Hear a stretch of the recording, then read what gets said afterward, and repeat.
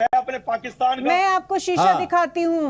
वकील हूँ। तो फिर मैं तर्कों अपनी का उत्तर दीजिए ना आरती टिक्को। हुर्मत नहीं आने फिर सवालों का जवाब दीजिए। आप अपने मुल्क के नहीं है, मैं बताती हूँ। आप दहशत आरती टिक्को। आप, हाँ, ये अपने, हाँ सुनिए, आप अपने मुल्क के रिप्रेजेंटेटिव नहीं है, आप दहशतगर्दों के रिप्रेजेंटेटिव है। अगर आप मुल्क के इंटरेस्ट के बारे में सोचते तो आप दहशतगर्दी का साथ नहीं देते, आप खड़े हो जाते। जितने भी आपने हिजबुल के हैं, लश्कर तैयबा, जैश ए मोहम्मद, ये हाफिज सईद, ये उसामा बिन लादेन जो अब्बाटाबाद में निकला, आर्मी के बगल में से निकला, उनका आप समर्थन नहीं करते। आप कहते कि हाँ पाकिस्तान आर्मी ने गलत किया। 1947 में जब आपके पाकिस्तान आर्मी ने यहाँ कश्मीर में, जहाँ मैं बैठी हूँ आज, जहाँ पे अपने दहशतगर्द भेजे, यहाँ की औरतों से रेप किया, यहाँ पे लूट मार की, तब भी आपकी पाकिस्तान आर्मी की हिम्मत नहीं थी ये कहने की कि हाँ ये उनके आदमी है। 65 में भी आप लोगों ने यही किया। पाकिस्तान आर्मी यहाँ आई, समझिए ना, उन लोगों कोई चार ने लोग जो नहीं है, दो इधर है, दो आप लोग उसके हैं। बाद भी आपने हिम्मत मेरी नहीं बात दी। सुनिए। 1971 में आपने बांग्लादेश में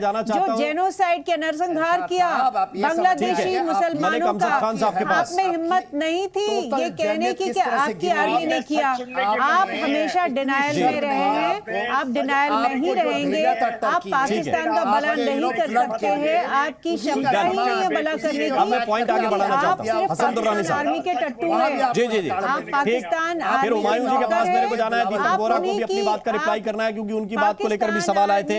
आरती टिक्को जी प्लीज, ब्लेम गेम लंबा चलेगा, आप नहीं ब्लेम गेम लंबा चलेगा, उसके लिए समय कम पड़ जाएगा। लेकिन हसन दुर्रानी साहब, हाँ, मैंने केवल इतनी बात कही कि सच्चाई तो अदालतें तय करती हैं, आपके यहाँ भी मेरा ख्याल है कि वही तय करती होंगी।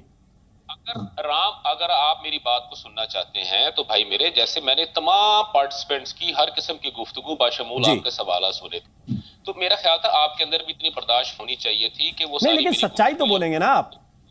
सर सच्चाई देखे ना, सच्चाई तो नहीं, आपने जो माइंडसेट बना लिया वो सच नहीं हो सकता ना। जो ऑन पेपर है, जो ऑन पेपर है उसी पे बात करेंगे ना। मैंने कहा कि ख्वाजा आसिफ साहब जो कह रहे हैं मुल्क की बेहतरी के लिए, क्या वो लागू करना चाहिए आपकी हुकूमत को? इस सवाल में इतना तकलीफ लेने की क्या बात है?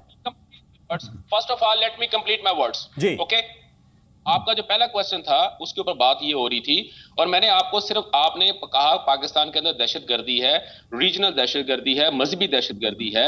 मैंने आपको सिर्फ इतना पूछा कि भाई मेरे, कि क्या इंडिया के अंदर ये बीबीसी के जो दफातर है उन पे हमला क्यों हो रहा है, उनको क्यों बंद किया जा रहा है? बीबीसी के कौन सा दफ्तर बंद हो गया बीबीसी का? सर देखिए, कौन सा दफ्तर बंद हो गया? ये गलत बात बोलेंगे तो टोकूंगा। कौन सा दफ्तर बंद हुआ, नाम बताइए उसका।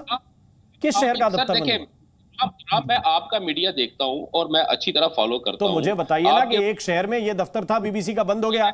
आप बताइए कहां रिपोर्ट देखिए आप। अगर आप इस बात का जवाब नहीं दे सकते, या जैसे पहले बात हुई थी कि अगर आपने आपके आंखों के ऊपर पट्टी बांधी हुई है तो ठीक है, इट्स ओके, बहुत अच्छी बात है, बहुत बहुत जरूरी है। हाँ, अभी जो है दरमियान में मोहतरमा ने बहुत अच्छी बात की कि 1971 में, तो मैंने लास्ट प्रोग्राम के अंदर आप ही के चैनल के ऊपर दीपक चौरसिया का प्रोग्राम था, और उसके अंदर मैंने ये पूछा था कि जब मोदी साहब ने बांग्लादेश में खड़े होकर ये तकरीर की थी और ऐलान किया था कि मक्ती बहानी को हमने क्रिएट किया, हमने बनाया, और हमने पाकिस्तान को बांग्लादेश से बाहर निकाला, और बांग्लादेश को हमने एक आजाद मुल्क की सूरत में लेके आ गए, तो उसके ऊपर किसी किस्म का कोई जवाब जो आया था वो सेम यही सिचुएशन थी जिस तरह अभी एकदम सबको जो सारे प्रॉब्लम क्रिएट हो गए, तो सारे बंदा जो था वो बोलने शुरू हो गए थे। अब मैं आता हूँ तीसरे पॉइंट के ऊपर, जो कि ख्वाजा आसिफ की बात थी और पाकिस्तान के ऊपर जो फाइनेंशियल क्राइसिस है उसकी बात मैं बात करता हूँ। ख्वाजा आसिफ साहब ने अगर बात की है तो आप इस चैनल के ऊपर बैठे हुए मुसलसल एक ही चर्चा हो रही है कि जी पाकिस्तान आर्मी के मुतालिक कोई बंदा बात नहीं करता।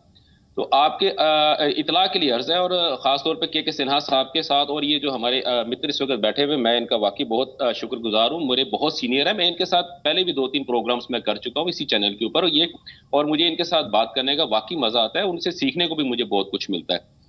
I am so sorry sir, मुझे आपका नाम एग्जैक्टली याद नहीं है, लेकिन जो जी है दीपक बोरा साहब, एक्स डिप्लोमेट दीपक बोरा साहब, ये बहुत ही is one of the finest guy जो कि आपके पैनल्स के ऊपर मौजूद है, और जितने भी मैं टीवी चैनल्स के ऊपर काम कर चुका हूँ आप लोगों के साथ, उनमें से I think Deepak Bora is one of the finest guy.